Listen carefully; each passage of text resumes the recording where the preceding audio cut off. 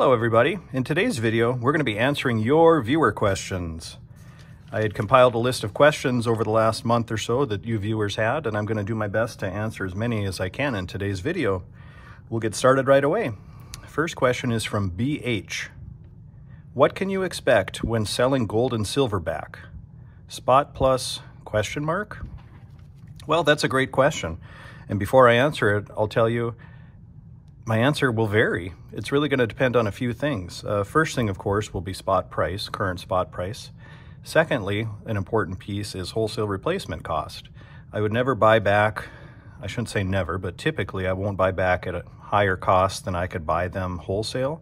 But if I do have an incredible need for the particular thing you are bringing in, I'm more apt to want to pay more because I know I can sell it quickly. For instance, right now, silver rounds are on about a 4-week delay. So if you came in the shop today with silver rounds, I'd be more apt to pay you higher than my wholesale cost just to have some today. And essentially that would be around spot plus $2, maybe around spot plus $2.25 that I would pay back for a silver round. When selling back gold, typically it's going to depend on what it is. Certain pieces of gold, like sovereign gold coins, I will pay over spot price. Certain ones I'm going to be paying right at spot price. And typically for gold bars that are privately minted, I'm paying a little bit back of spot price, 1 or 2% typically. Next question is from The Last Boy Scout. With high premiums on junk silver, should I buy junk silver or buy different silver with lower premiums for stacking? First of all, that's a great question. High premiums on junk silver is a reality right now. In fact, since you've posed this question, premiums have went up even more. Right now, we're looking anywhere from, $11 to $13 over spot per ounce for retail on 90% or junk silver at the moment. Those are about as high a premium as we've ever seen. I remember 3-4 years ago, I would sell it at spot plus $1 over spot per ounce.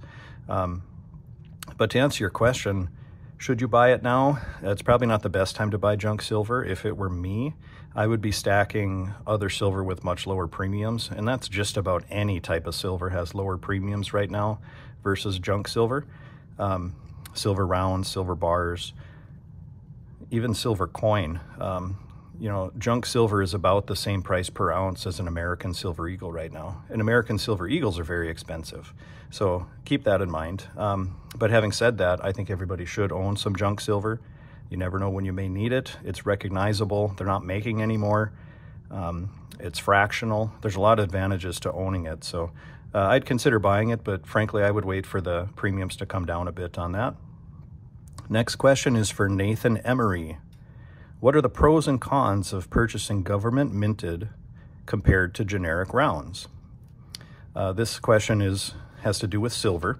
Well, the pros of buying government issued silver coinage are, number one, it's recognizable. So if you ever do need to sell it quickly or barter with it, it's going to be more easily recognized globally versus a silver round. Another pro is that it's monetized. Most sovereign government minted silver bullion has a monetary value. For instance, the U.S. American Eagle has a $1 face value. So it is actually currency and you could spend it if you needed to. The Canadian Maple Leaf has a $5 Canadian face value. So those are advantages to owning the government issued pieces. Obviously, a con is they are more expensive per ounce. So if you're truly looking to stack the most silver for your dollars, I recommend getting generic rounds because you're going to pay less and you're going to be able to get more. Next question is from Brandon Doctor. When do you think gold and silver will break out? Meaning past $30 silver or $2,000 gold? Do you think it will happen this year with the recent bank collapse news? Great question, Brandon. Do I think it could happen? Absolutely. And actually, as I film this, gold is currently over $2,000 an ounce. Gold's at about $2,024. Today is April 4th, 2023. $30 silver, definitely within the realm of possibility. We're not too far away. We're pushing $25 right now as I film this video for a spot price.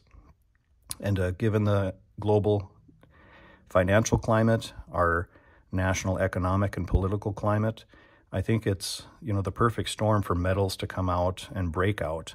When do I think it'll happen? I don't try to get into predicting exactly when, but I definitely think it could. $30 silver is not out of the realm of possibility in the near future. Next question is from Stanley Holler. Which is better to stack, gold or silver? Another great question. I get that a lot in the shop. There's really not a clear answer on this, unfortunately, Stanley. It depends on what are your reasons for wanting to stack. What I mean by that, if it's going to be a long-term hold, if you're looking at, passing it on to the next generation, generational wealth type thing, then I honestly think either one is a great investment.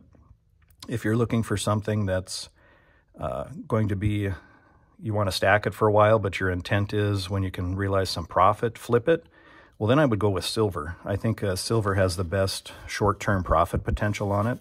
Reason I say that, as I film this, silver is about at 50% of its all-time high as far as spot price, where gold is about 98.5% of its all-time high in spot price. So right now, the ratios between the two tells me that silver is undervalued. So I believe at the moment, silver is a better metal to stack if indeed you are looking at taking profits at some point. But on the other hand, if space and storage is a concern for you, maybe you don't have a nice big gun safe and you want to invest a lot of money or currency into precious metal, then you can go with gold, because for the dollar amount, it takes up a whole lot less room than silver. Something to think about. Next question is from Nodak Mex. What is going on with palladium? Oh, good question. I'm going to post a 5-year chart right here so you can kind of see what's going on. In the last 5 years, we've seen a low of $588 for palladium. That happened in March of 2020.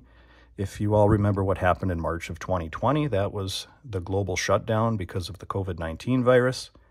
Hopefully I can say that and YouTube won't censor me. But anyway, that all metals went down. So that was kind of the 5-year low for palladium at 588. It did rebound and hit a 5-year high at $1,296 in around February of 2021. And now it's hovering around $1,000 an ounce. I remember, long time ago, when I was a child, like back in the 80s, palladium had a higher value and platinum than gold. They don't anymore. So it's kind of interesting how that switch has flipped, but this chart should kind of answer your question, Nodak Mex. It's been volatile, but so have all metals. Palladium has pretty well followed the other charts of the other metals over the last 5 years. Next question is from Christopher McCormick. When purchasing silver, should I stick to Maple's 2018 to current due to the Royal Canadian Mint shield? What Chris means by that, in 2018, I believe, the Canadian Mint introduced radial lines on their maple leafs. And in hindsight, had I been thinking, I would have put one in front of me here so I could show you what I'm talking about, but I didn't do that. Maybe I'll post a picture right here. But anyway, they did that as an anti-counterfeiting feature. To answer your question, Christopher, I don't think it's necessary that you try to seek out the newer ones. At the end of the day, silver is silver is silver. I prefer the new ones with the radial lines. I think it's just a more attractive looking coin, but they don't have more value than the ones previous per se. So just depending on what your goal is, if you're thinking at the end of the day, it's a beauty contest. Buy what you think is nicest, I guess. So I wouldn't necessarily only go for the more modern ones because of that. Next question, we have another one from BH. Would you, as a dealer, rather buy 1 ounce or larger 5 and 10 ounce bars from a customer? Great question, BH. Honestly, I'll buy anything you bring in. We're in a situation where inventory levels are dangerously low nationally, perhaps even globally, because so many people are diving in and buying metals at the moment. I'm not picky. I would buy 1 ounce, I would buy 5 ounce, 10 ounce, 100 ounce, doesn't really matter.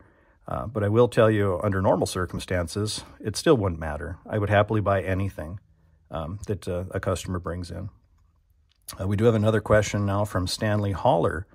Is it a good idea to take a 1 ounce gold coin out of an assay card? No, I definitely wouldn't do that. The only reason I would, actually, I can't think of a good reason that I personally would, but when you do that, Stanley, it makes it more difficult to sell, or at least to realize maximum dollars when you sell. It's no different than taking a gold bar, you know, such as this, out of an assay card. If somebody pulls this little bar out of the assay card and wants to sell it, I'm going to pay them less because it's going to be harder for me to sell without the card. Same thing if you have one in a coin, or have a coin in a card. Next question is from James D. How can a person get started selling gold and silver? Well, great question. How much time do you got, James? I can tell you about my backstory, but I'll give you an abbreviated version. I've been a coin collector basically my whole life. I started back in the 80s when I was a young child. It was something my father and I did for fun together, and in fact, we still do. He's my partner in this business. But how do you get started? Well, first, you have to have inventory. That's the most important part, and I'm thankful when we started this business, my dad infused some inventory into the business, so we actually had stuff to sell. You know, if you're trying to get started, I would look at buying low-cost items that you can flip for maximum profit. So I wouldn't recommend, you know, just going out and buying a bunch of silver bullion. Silver bullion or gold is very expensive, and profit margins are very, very, very slim on those. You know, look at doing things like collectible coins or even copper coins like this. Do you know that I make profit-wise or dollar-wise as many dollars and cents selling 1 ounce of copper for $3 that I do for selling a 1 ounce silver coin for much, much more. So, I mean, this might be a $40 retail coin. This I'm selling for $3. I make the same dollar amount on both of these. So if you're looking to start out, you know, buy low-cost items that have high profit margins. And that's how I recommend doing it. And as you get more and more money, I guess, in your business, or cash in your business, that'll allow you to kind of branch out and buy other things as well. And then you can have items that are low profit margin because you'll have cash in the bank where you can purchase those. Hopefully that helps. Next question is from Tim. Now this is kind of, I think Tim posed this about 2 weeks ago. Do you think silver will take a hit today and drop back around $20 again over the next week or so? No, I don't. And I can only say that because it didn't.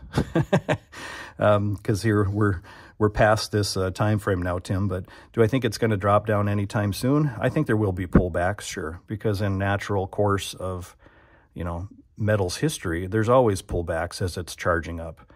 There's going to be opportunities to buy it a little less than it is today.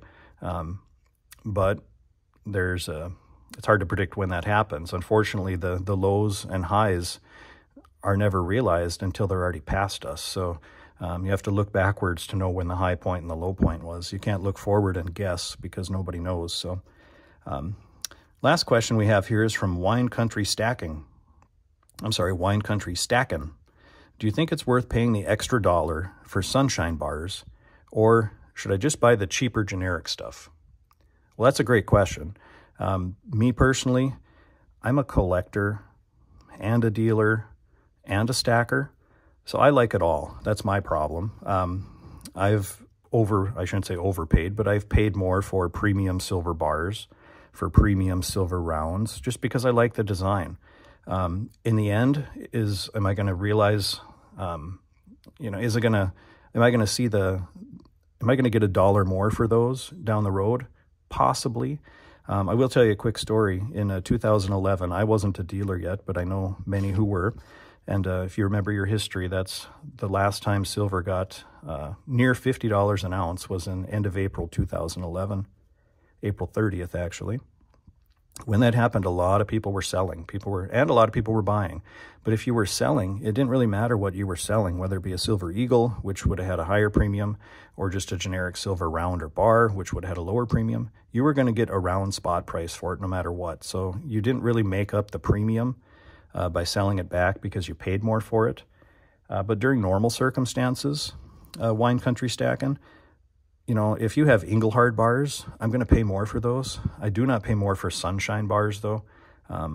But obviously better things I'll pay more for if I can sell them for a little more.